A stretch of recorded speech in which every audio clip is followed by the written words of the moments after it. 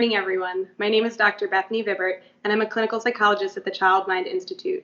We're a national nonprofit that supports children and families with gold standard mental health care, advice, and resources, all online and accessible to everyone. You can learn more about the resources we have available for families during the coronavirus crisis, including telehealth evaluations, behavioral consultations, and treatment by visiting childmind.org/coronavirus. This morning, I'm here to answer your questions related to autism and anything else you may have.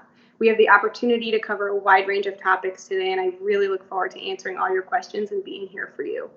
Go ahead and post your comments and questions in the feed, and we'll also post some helpful resources on childmind.org and the details about the next Facebook Live with Dr. Rachel Bussman later today.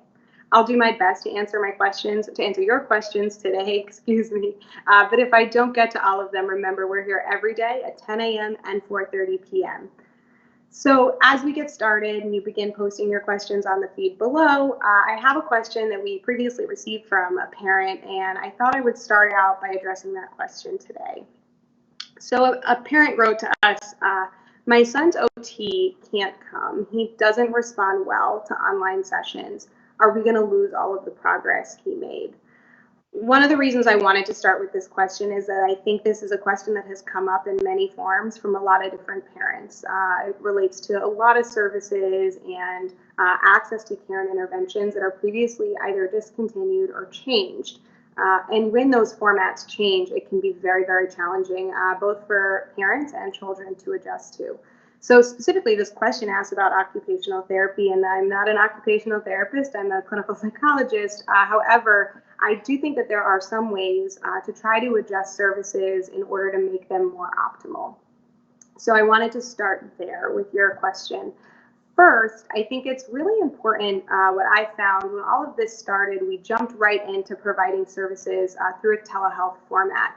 And sometimes I think there were some basic steps missing in that. And one of those things is kind of pre-planning a little bit and thinking ahead in advance about what this really means to be on telehealth and have to be sitting in front of a computer.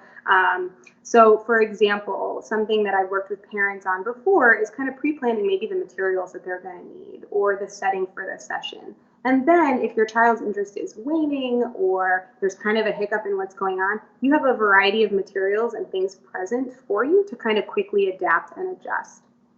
One thing that I found super helpful is I try to be in frequent contact with my families before sessions start so that I can kind of prep them for what's going to be coming that day, maybe get a list of materials that we might need, things that would be helpful to have around. I also do the same for myself because we're also sitting in front of a screen providing those services to you. So that's one thing that I really advise. If things aren't going well, contact that provider and see what you guys can do to sort of adjust and to try to meet those needs in another way. It definitely takes some creativity.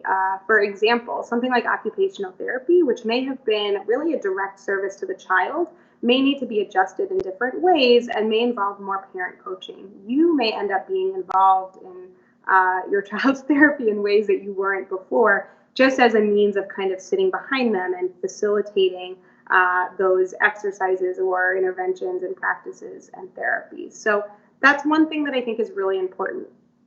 Definitely, it's great that you reached out to us here today, and we are really happy to try to provide some tips and tricks around that.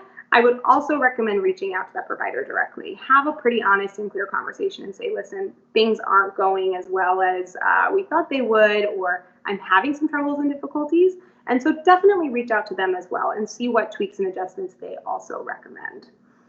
The question that was asked at the end of this comment was really, are we going to lose all the progress he's made? And I wish I could answer that question clearly and concisely for you.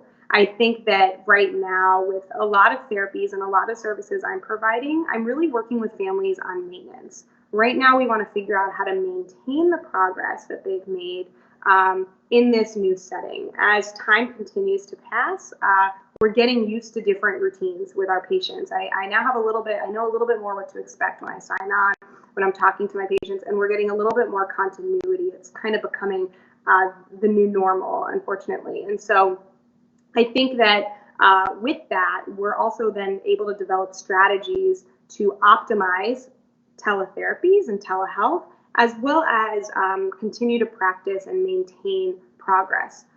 Sometimes I think that can mean your sessions or interventions look a little bit different. So, for example, if your child is having a hard time tolerating what once was 2 hours of occupational therapy, and now they just cannot sit in front of a screen for 2 hours, see if there's ways to chunk those services differently.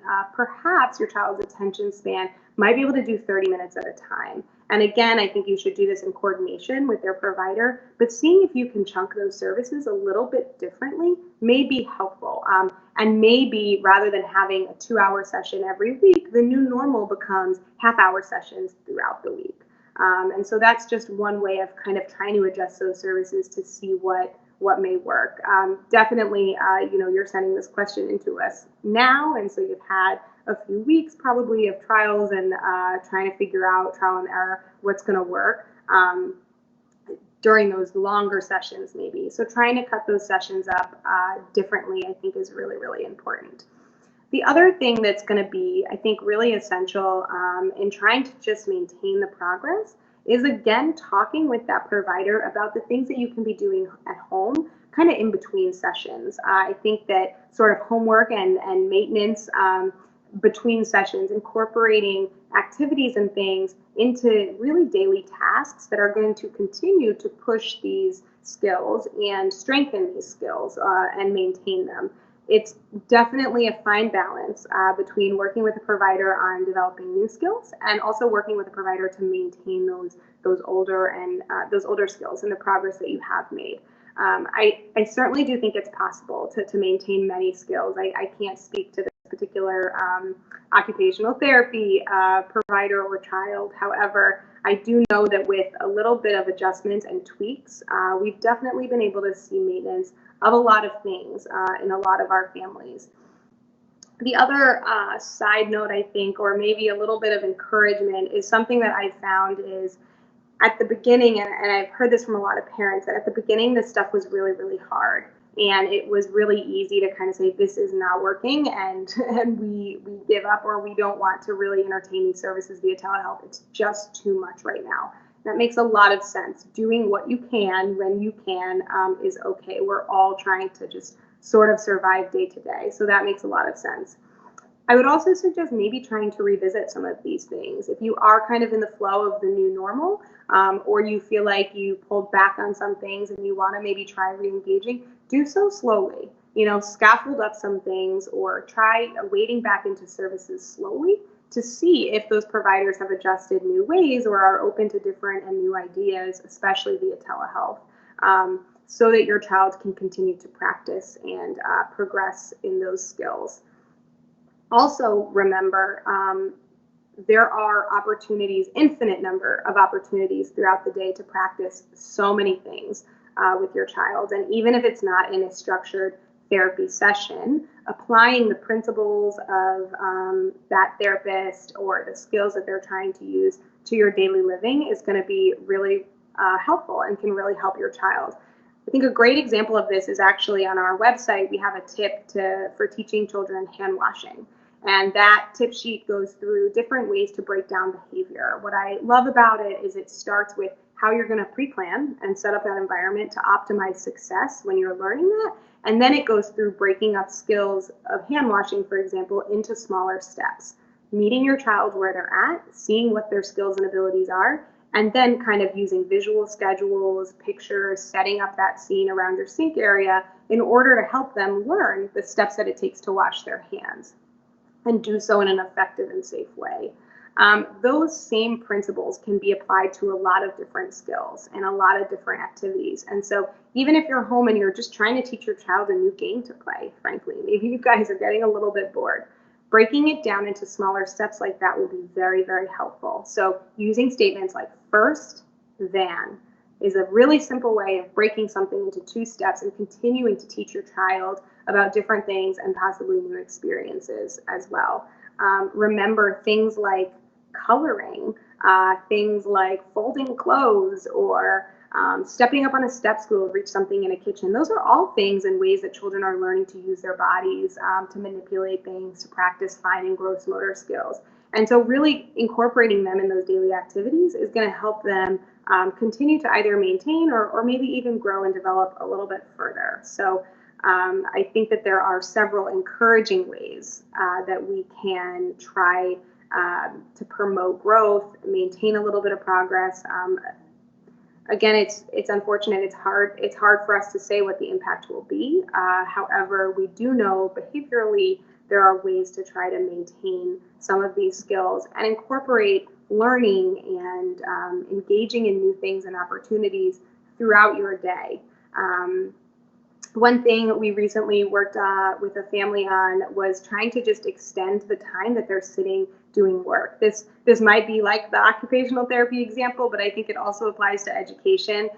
Sitting at a desk for 3 or 4 hours was really, really hard for this child. And so we broke it down into smaller chunks of time. So really we started with just 20 minutes. And I think several weeks in, we've now built up to 45 minutes. And then they get a break. So I think that it's going to be important to remember as we adjust to these things, you've maybe set a new schedule, you've set a new routine, and you can add a minute on at a time to that if you're comfortable with it. If it's too much, if you're not comfortable with it, don't jump in. And also remember, providers are here to help you guys during these times.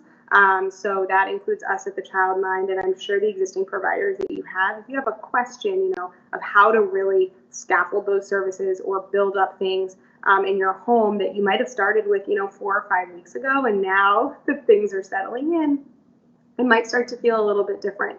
I think that's totally normal, that things would start to feel different, and this might be a time where some adjustments and tweaks are needed. So I would encourage you to continue communicating with your providers, reach out to them. We want to help you during this time. I know a lot of teachers want to be helpful during this time, and so we are really here for you.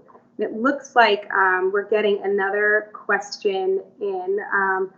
Greg, thank you so much for joining us. So Greg says that he feels like his child can sense his anxiety. Any suggestions on how he can relay his feelings to her? And I think that this is a great question and certainly something that a lot of folks are experiencing right now. There's a lot of components to this question. So first, I think that it's definitely totally normal that your child is going to start sensing and picking up on your feelings. Even in sort of normal, typical life before all of this started, parents are very powerful models and influencers on feelings. Children pick up on things whether we think they're picking up on those things or not. Now we're home with our children all day like never before. And our feelings are also heightened. This is a time of increased anxiety, increased uncertainty, new feelings, things that none of us are really prepared for, or maybe we don't all feel prepared for. And so it's definitely normal that there would be an increase in anxiety. I think there's a couple of things you can do. One thing is, to a certain extent, like I said, it's very normal to have these feelings. And talking and being honest about our feelings is okay to do. It's okay to say we're worried about something or we're feeling a little bit anxious. However, we do want to be careful how much of that we are putting on our children or talking about it with our children. And when we do have those conversations, I think that it's important to try to model both appropriate expression of those feelings, but also appropriate management of those feelings. This is like coping skills and how you're going to take care of yourself to help your anxiety, to help your worries and concerns. And so I think that one way you can relay your feelings to her is by labeling it and saying something like, yeah, I'm a little anxious right now. And therefore, and so then I'm going to do some exercise, or I'm going to take a minute break to calm myself down. Using those types of statements, describing your behavior, what you're doing to take care of yourself, is going to help them know Dad's got this under control. Dad's feeling nervous. A lot of people are feeling nervous right now. Something we can do when we feel nervous is exercise maybe, or is take deep breaths, is practice mindfulness. Any one of these strategies are going to be really helpful. Now, definitely it's challenging, and you'll have to kind of adjust what you say or how you communicate those things with your child depending on their age and developmental level. I know that we have a lot of helpful tips and stuff on our website about how to talk to different age children. So definitely check that out for how it might apply specifically to your child, because we do want to be careful that we're not overwhelming a child or talking to them about things that are a little bit above their developmental abilities and range of things that they can understand.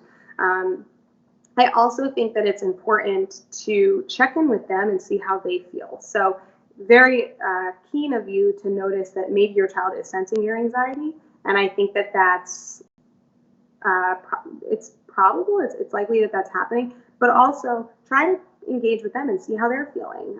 It's very okay to say, how are you feeling today? And I have found that different children are able to express these thoughts and feelings differently. Sometimes I try to engage children in games like Emoji Uno, for example. There's emojis on the cards, and so every time you take a turn, you can describe or discuss the feeling on the card. Or conversely, if all your child can do is point to a feeling or something that they're experiencing, that just lets you into what's going on for them, and it gives them, like I said, a productive and appropriate outlet to express those feelings and really start engaging in a conversation. The next step, beyond validating what they're feeling, yes, this is an anxious time, and really engaging them in a conversation, is then to also let them know, like I said, what we can do about these feelings. What can we do when we're having these feelings? Is this something that we're feeling? Is this something that we are having a very strong reaction to and maybe need to just check in with ourselves? And what skills can we use? Maybe it's a quiet corner. Maybe it's taking 10 deep breaths. I've developed a lot of little coping kits. So when you're having those feelings, maybe we can pick something out of the toolkit that fits for us then and really try to engage in that coping behavior.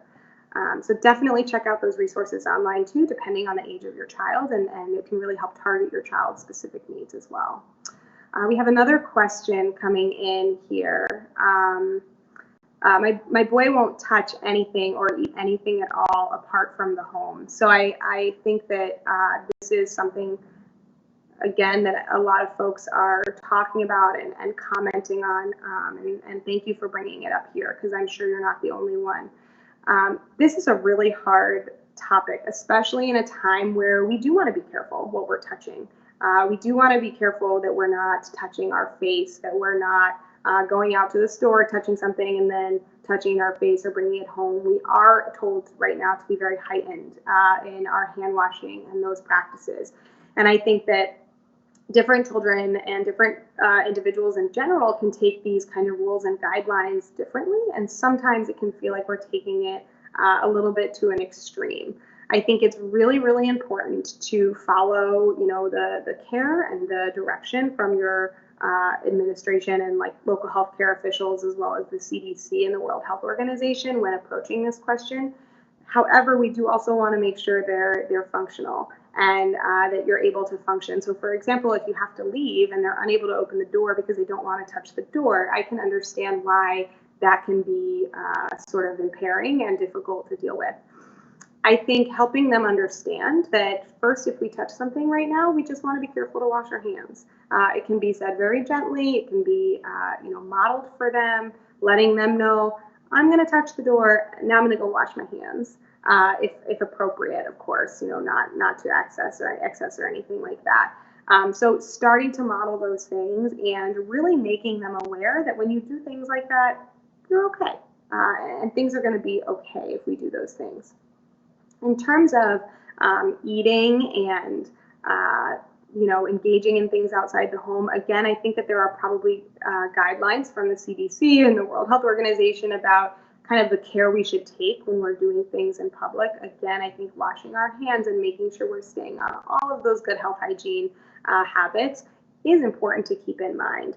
I think what we want to make sure of in these situations where our child's anxiety may be extremely elevated or it's kind of unnecessarily so, is that then we start working with the idea of a feeling and a perception of what we should be worried about, and then the reality of what is actually going on and what we should actually be concerned about. So kind of going through those rules with them in a calm moment, maybe before you leave the house. So it's okay to touch this, it's not okay to touch this. Just setting some realistic standards and guidelines for them before you leave. This might be similar to what you would have done if you were going to a playground or going to a theme park, right? There are certain precautions you'll want to take, and you want to kind of set those expectations out in advance. So, don't run away when we're in public. I'd really like it if you'd stay at my side. You're previewing a set of rules, especially for children with autism or other learning challenges. That previewing of rules can be very helpful and reduce a little bit of that uncertainty about what's to come and might end up helping with their anxiety a little bit. So now the rules are a little bit different and things have changed. It's okay to acknowledge that with your child. Things are a little different now.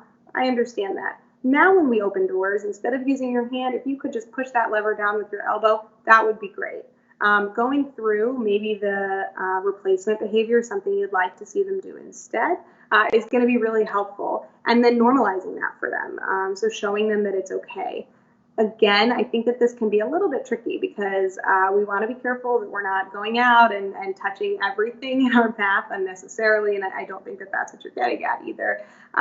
But we do want to be following those guidelines from our healthcare professionals right now. We also just want to be mindful and understand that they can maybe take these rules to an extreme, and our children can, and I mean our children by that, and that it can turn into more rigid, more anxious behaviors that we just want to be monitoring for. So I think I really appreciate you bringing up that question. And I think that it is really hard when those normal things that we would have done in the past are different now, and we see a heightened level of anxiety, and we want to address that, but then also follow those healthcare guidelines. I think really just spending some time normalizing, you can practice, you can talk to your child about it when they're calm, but then also move on. It's okay not to kind of harp on those things with your child and show them, kind of going back to Greg's question earlier, that this is okay. We can be a little bit nervous, we can be a little bit anxious, but we can also move on and figure out coping strategies and things we can do. So what can we do instead of touching the door with our hand? If we don't want to touch it with our hand, what's something else we can do